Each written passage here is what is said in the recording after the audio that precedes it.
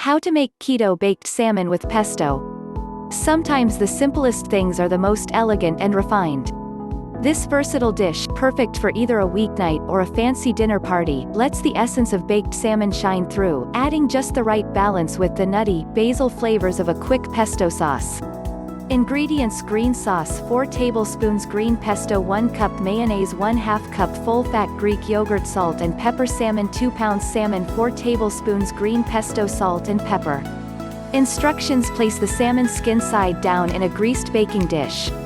Spread pesto on top, and salt and pepper to taste. Bake in oven at 400 degrees Fahrenheit 200 degrees Celsius for about 30 minutes, or until the salmon flakes easily with a fork. Meanwhile, stir the sauce ingredients together. Pesto, mayonnaise and yogurt. Tip: simple sides are just as elegant.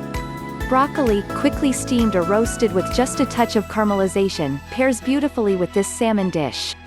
Or try a hearty salad with greens, pecans, seeds, and a healthy dose of fresh, homemade vinaigrette.